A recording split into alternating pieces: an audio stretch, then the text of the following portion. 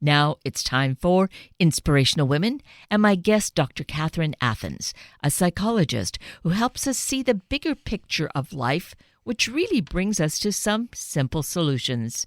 Today, Dr. Athans joins us to help us deal with the violence, the shootings that have been going on in this recent past, all too frequently.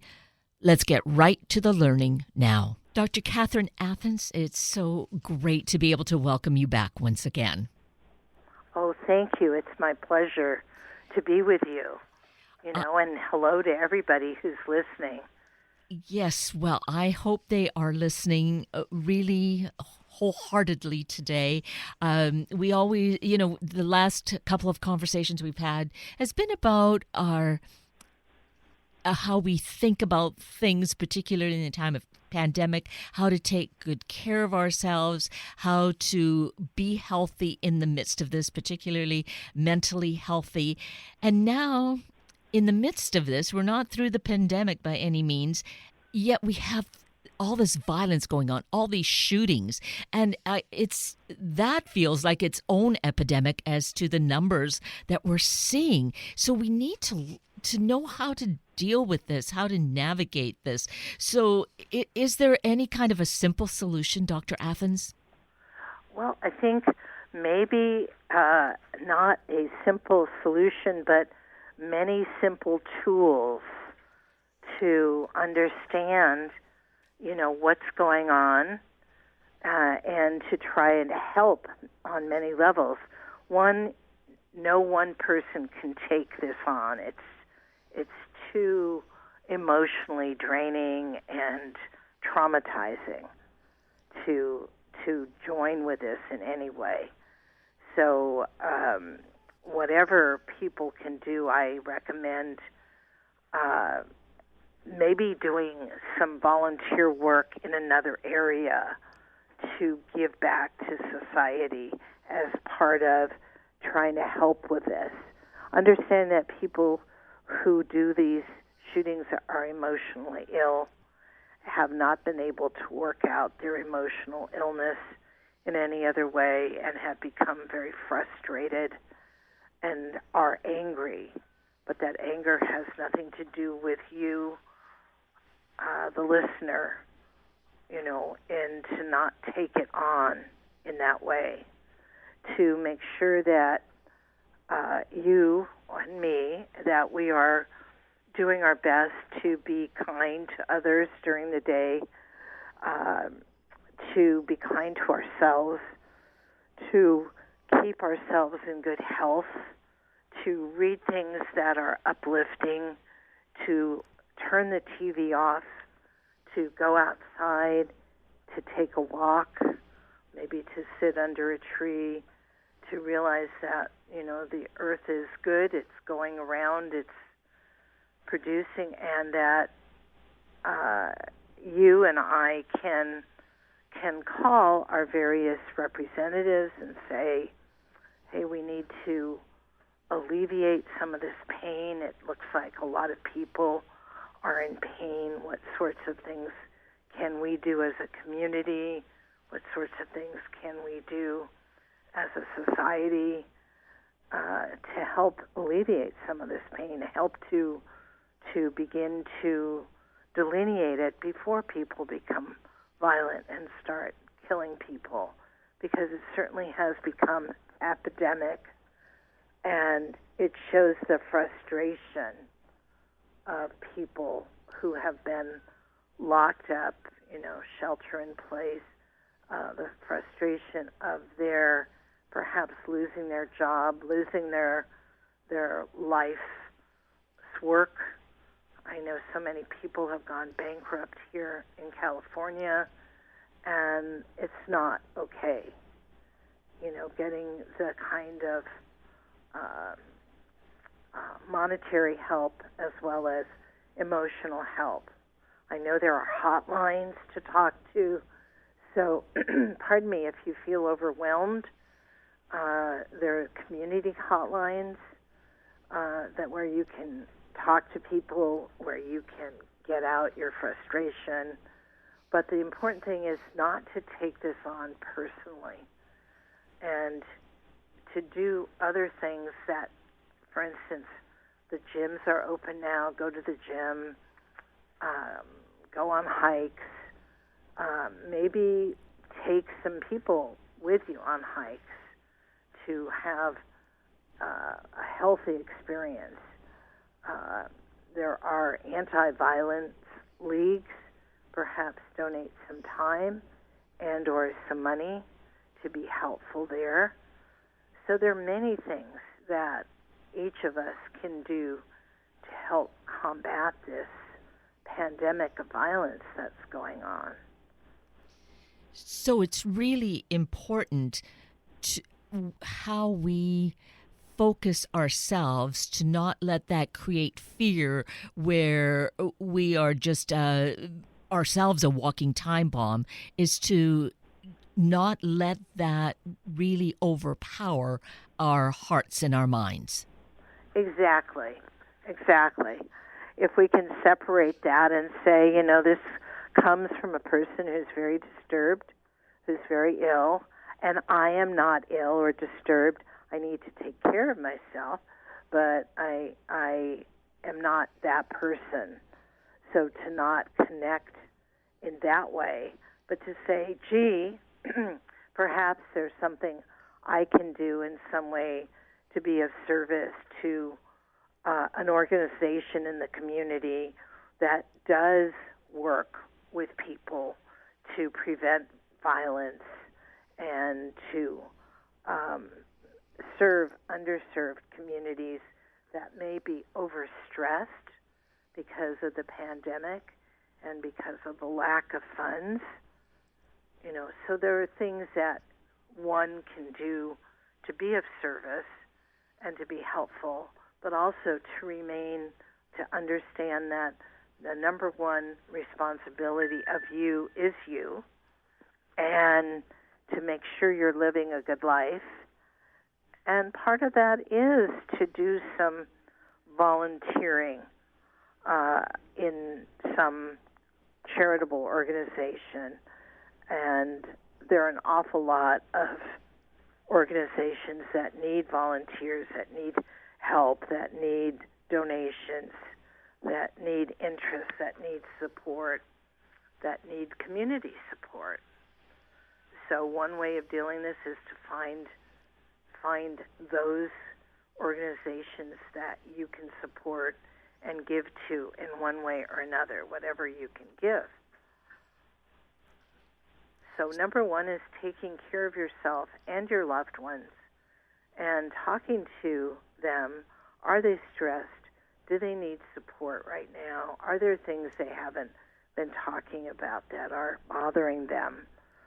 To make sure that you do that with your family and your extended family, to be of support and to be there to refer people, to social services, in California, in social services, if you go in and you don't have money, they immediately give you, within a day or two, a food card.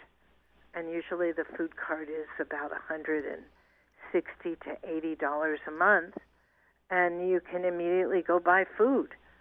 So that may be one of the stressors that is occurring for people, and people don't know that they can get this help from their agencies.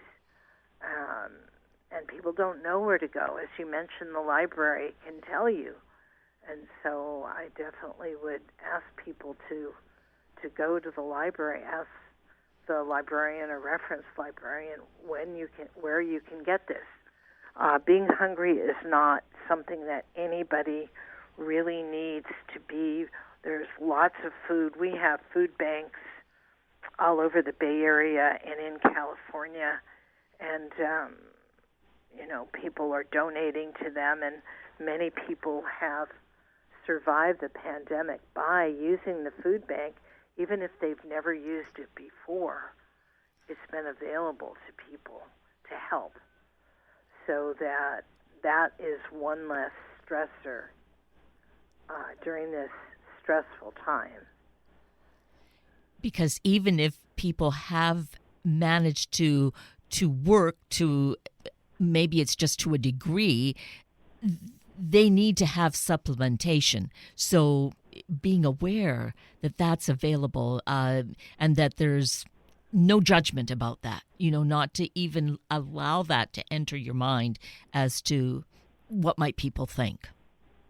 Well, exactly. And we've had so many people who've gone to the food bank and say, I've never had to use this before. Or we've had people who have delivered food to people who had never had to use this service before. And to not feel embarrassed, to not feel bad. And also what's happened is that through this, people make connections with other people. And one of the things that's important for our mental and emotional health is to be connected to others, to not be isolated. And this is something that has been a benefit of people going to food banks and people having to have food delivered, that they start meeting someone. Maybe they've been in their house and not really talked to anybody much for several months, and that's so isolating and depressing. And so this has inadvertently been a way to reconnect people. Exactly. So, yes, reach out.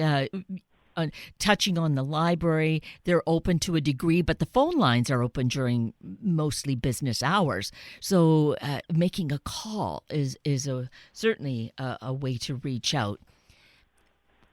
Absolutely, yes. Yes. Making a call, even calling information and finding out where your local social service office is. And if you don't know, go to the public hospital and say, where are social services? I need some services. And that's why we have them, for these kinds of situations. And so I wouldn't feel humiliated or embarrassed. I'd feel that this is something that everybody has paid into for these kinds of emergency services. And your hospital also, your public hospital will know where these services are and can direct you to a social worker who can help figure out what services you might need and where you can obtain the services.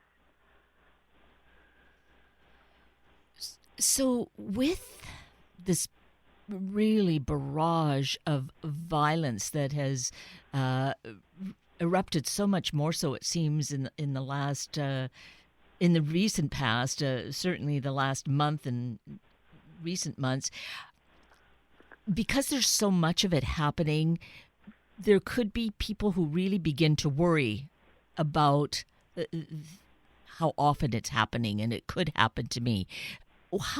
How do you deal with worry? Is there something we can do to really challenge ourselves with that kind of thinking? Absolutely. The number one antidote to worry is to bring yourself present. We talk about mindfulness, but to ground yourself with your feet on the ground, to pay attention to the now. There are exercises, there are meditations, there are affirmations to bring you to present time. And when you are in the present, you can't worry about anything because it doesn't happen that way. But to really spend time on being in the now, on doing short meditation, short affirmation, short exercises, short grounding exercises, even short meditations of breathing from 3 breaths to 2 breaths to 1 breath, paying attention to your breath.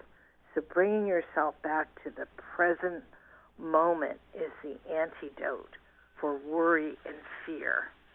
And it's very important that we use our skills to do that. because we've all got to go out to the market or sometimes the mall, and that's part of what we have to do as being, in this society. And we can't afford the worry, because worry basically doesn't allow you to, one, digest your food, two, to relax, three, to sleep very well, four, to function very well, because our thinking processes don't work well when we're afraid. They work well when we are present, and our judgment doesn't work well.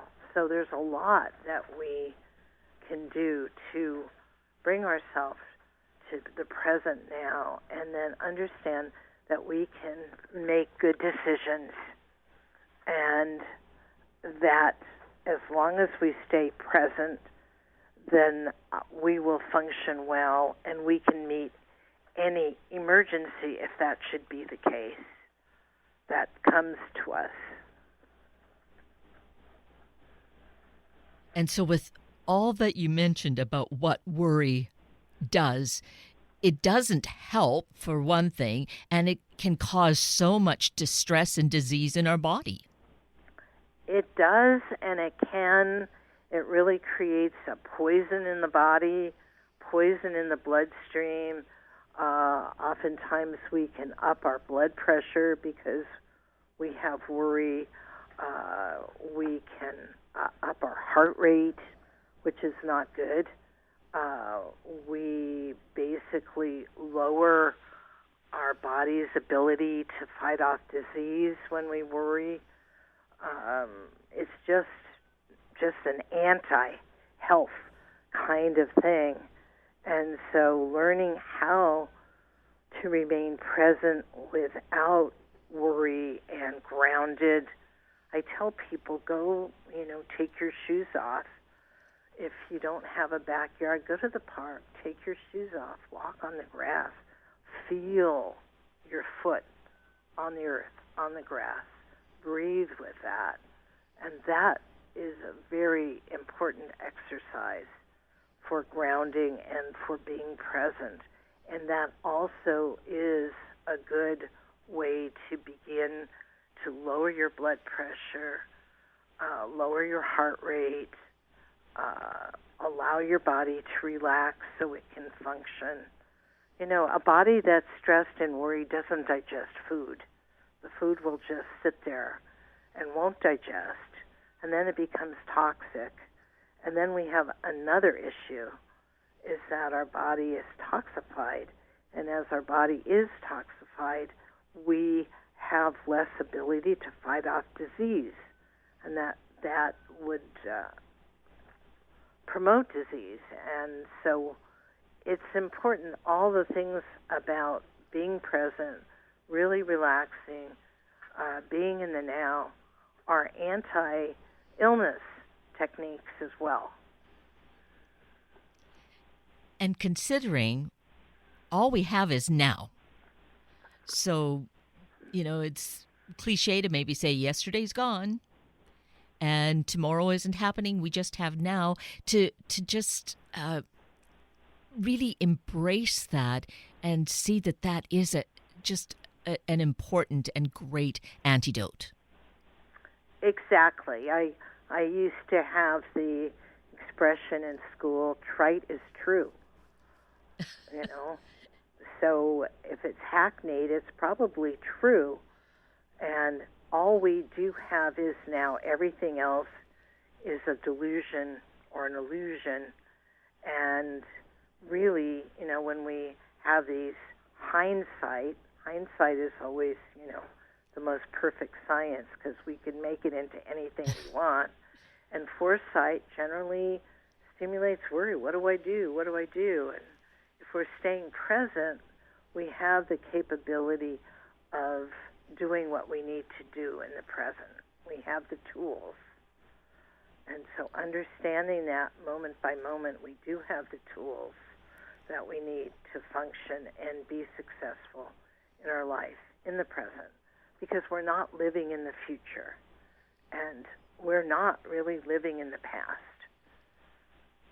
it's important to remember that as a way of saying, okay, I'm willing to do what it takes to be present. I'm willing to do what it takes to take care of myself, to be calm. And it seems to me by having that presence of mind, just to be fully here, we're aware of our surroundings. So that, I think, is a degree of comfort and safety, is you're just fully present. Exactly. Exactly. If you're aware of your surroundings and you're fully present, then you have a basis. If you are somewhere, then you can be somewhere else. But when one is not, or worrying about the past, or worrying about the future, then you're really kind of nowhere and not being observant and not able to function at your best and not able to take care of yourself at your best. Mm-hmm. So it really comes down to pretty much simplicity about how we go about our life. What will also help is what we do in terms of our time and media, whether it's print media or videos or the news. What can you share with us about how to deal with that, Dr. Athans?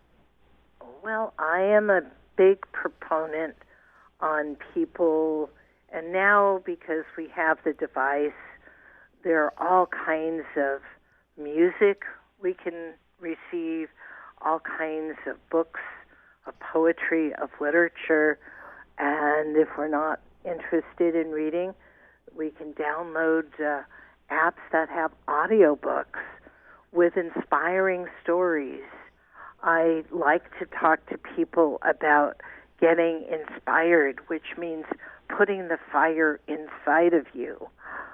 In the new book, Love I Am, I quote from Frankl, who is a gentleman who was a psychologist, and he went through World War II, and his family was mostly destroyed by the Nazis, and he was in a concentration camp himself. And he talks about what they did to survive that situation. And he talks about the fact they had theater, they had song, they had humor. And humor is huge as well to get through different situations. And I know for myself, when I was in school and really having a hard time, I would open up Viktor Frankl and just read a little bit from his book, Man in His Search for Meaning, and I would get fortified. I would get inspired that I could do it too. If he survived that horrible, horrible, unspeakable experience day after day, if he survived with humor and with interest and with wisdom and came out with kindness, then I could survive too. And I think that's very important for people to have inspirational books. And his book has been a huge inspiration for me. And I invite people in to read small philosophy books. I know that in college we all read Khalil Gibran, The Prophet, and even though it's hackneyed, it's a wonderful book. It's simple to read, and it's very inspiring, and it helps us redefine ourselves as human beings on the earth and in this life. So finding those kinds of books, and they can be audiobooks, they can be videos, is very important for us, especially now as we're going through this huge transformation, hopefully, of who we are and what we're about, that this can be a great support for people. That is really powerful, and that's such a great tool is to find that kind of inspiration. Certainly, Viktor Frankl, that in his life in itself, living through such a horrific time and still maintaining that very positive outlook and staying and surviving those death camps is a really great image for us, that we choose.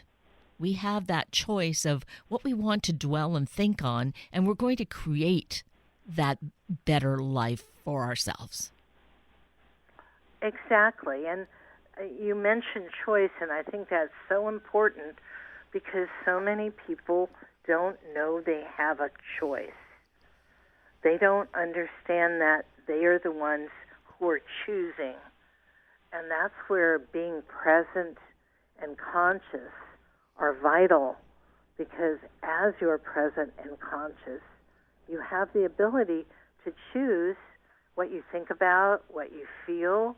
I tell people that happiness is a choice, and certainly Viktor Frankl showed us that in his life, and that you can choose to be happy no matter what is going around you, no matter what, and that it is a choice to be happy or unhappy, and learning how to do this choice, learning how to be happy, is a wonderful activity for this time period. And that alone will help to separate you from this horrible violence that's going on. And it will also teach you that you have more dominion over yourself than you realize. And it's vital, I think, because so many people at the beginning of the pandemic called me up and said, I'm going to die. It's horrible. I don't know what I'm going to do. I'm going to die. And I had them come in and said, well, everybody's going to die, but what's really bothering you is it seems like you feel like you're a victim, like you have no choice. And so teaching people how to have a choice, reading about people who chose, our beautiful baseball player, Hank Aaron. What an amazing human being who played ball, and all he went through to continue to play baseball and be really good at it. He didn't run and hide because people called him names or made fun of him. He got up and he hit a home run, Right. Yes. Yes, making those conscious choice, being present in the now, we can do that. And we're going to look forward. You have a new book coming out, so we'll have a chance to talk again in the very near future, I hope, about your new book, Love I Am. Thank you so much. Yes, I decided we needed more love, and so I decided to put it together, and it came out really well. And I quote a lot of different kinds of people who have comments that are very helpful about love.